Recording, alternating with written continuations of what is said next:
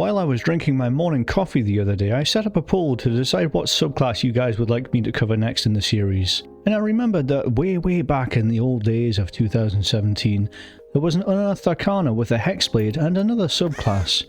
I just couldn't remember what it was.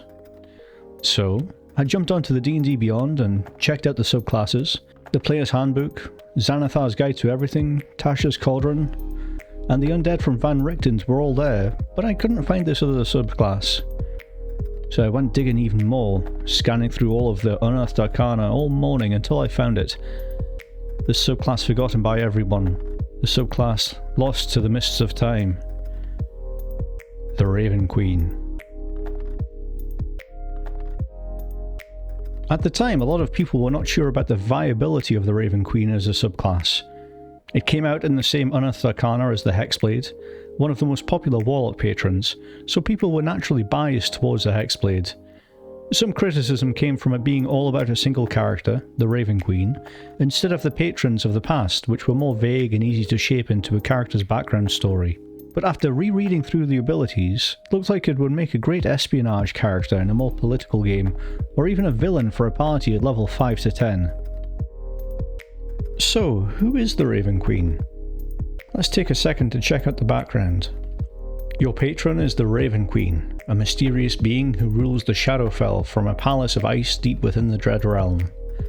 The Raven Queen watches over the world, anticipating each creature's death, and ensuring that it meets its end at the proscribed time and place. As the ruler of the Shadowfell, she dwells in a decayed, dark reflection of the world. Her abilities to reach into the world is limited. Thus, she turns to mortal warlocks to serve her will. Warlocks sworn to the Raven Queen receive visions and whispers from her in their dreams, sending them on quests and warning them of impending dangers. The Raven Queen's followers are expected to serve her will in this world. She concerns herself with ensuring that those fated to die pass from the world as expected, and bids her agents to defeat those who seek to cheat death through undeath or other imitations of immortality.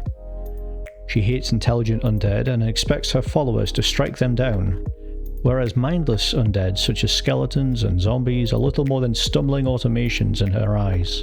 At first level, if you choose the Raven Queen patron, you gain access to a sentient raven that resides on your shoulder. Now, this is not connected to the Pact of the Chain, so technically you could have two creatures, one on each shoulder, if you so choose. You're telepathically connected to this raven within 100 feet, and it makes a great reconnaissance subclass to choose. You can gain bonuses to your perception checks with the raven, depending on how well your charisma bonuses line up, and this doesn't have a great utility in combat. You can't really use it to attack or to distract. But for spying and reconnaissance, it's fantastic. It does lead me to think that the Raven Queen patron would be really well suited towards an NPC or an enemy that the party are fighting against. But if you're going for a more stealthy or political game, then this could be a really valuable asset. At 6th level, you get Soul of the Raven, which allows you to morph into the Raven. You basically turn into the Raven on your shoulder, and you can fly around and bamf back into reality at the other side of a chasm, for example, or a rope bridge you're not sure that's safe. And for a level 6 ability, it's not quite powerful. It does have great utility, but again, no combat applications are applied here. At level 10, you gain access to Raven's Shield. It gives you advantage on death saving throws, immunity to frightened, and resistance to necrotic damage. Well, resistance to anything's always helpful, and I think a lot more creatures are using necrotic damage after level 10 than they are in the first 5 or 10 levels. But a little bit of resistance is not really playing to the strengths of this subclass. You're not going to be tanking hits. While you get a lot of flavour from this subclass, it doesn't add a lot of in-game mechanics. Yes, transforming into a raving and flying off, it's fantastic, but if you have a wizard, you can do more powerful things than that. At level 14, you get an ability called Queen's Right Hand. Essentially, you get to cast the Finger of Death spell once every long rest. It's nice to have a free spell, but with the Warlock, you want to be having more than just a free spell every long rest. You can pick up a lot of these from your Eldritch Invocations to begin with. Speaking of the Eldritch Invocations, there were a lot of them in the Unearthed Arcana that this originally came from, so they are connected to it, and I think they were designed to try and buff up the subclass. but of course they weren't used, so we don't know how they would balance out. Let's look at the Raven Queen's expanded spell list now. The first level spells you get are False Life and Sanctuary. Now Sanctuary is a good spell for clerics, and if you want to try and not take damage for a turn, then this is the one to go for. False Life, again, is a reasonable way to try and buff up your temporary hit points, but having to get that close to try and cast it is somewhat dangerous. The second level spells you obtain are quite powerful actually. You get Spiritual Weapon and Silence. Now Silence adds to the more subterfuge and more sneaky, stealthy character that the Raven Queen would be aligned with, but Spiritual Weapon is one of the most powerful cleric spells you can get. It essentially ties up your bonus action for the rest of combat, allowing you to deal extra damage, and works really well in tandem with the Eldritch Blast. At third level you get Speak with Dead, which is good for investigation, but again it doesn't have a lot of exploration or combat advantages. And you get Feign Death, which reinforces the subclass's sub-theme of taking a lot of damage and not dying. The problem is you have stealth and not dying, but you don't have real bite to this subclass. Until you get to the fourth level of spells, that is.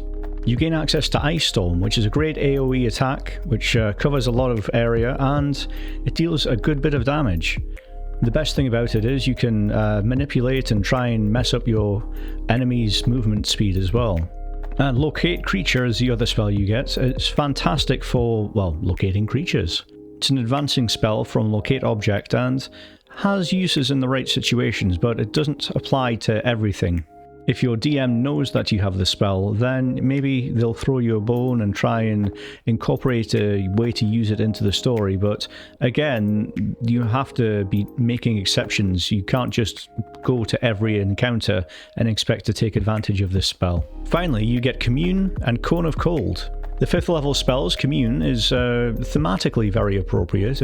Being able to have a liaison with a Raven Queen is quite the experience, and I'm sure you'll get some good roleplay out of it as well. It's a great way to try and move the story on if you get stuck in a rut or are not sure which direction to go in next. And Cone of Cold is a really powerful, solid area of effect damage spell. It's something that the Raven Queen subclass is lacking in lower levels, so this is a great addition, but you're going to be waiting until really high levels before you gain access to it. The subclass is mediocre, and I've seen why it was not chosen to be officially printed. With some tweaks it could be a fantastic subclass, but in its current state it's just lacking that je ne sais quoi. Essentially, she's a goth waifu that you have to simp for to gain access to a bird, raven thing? I don't know.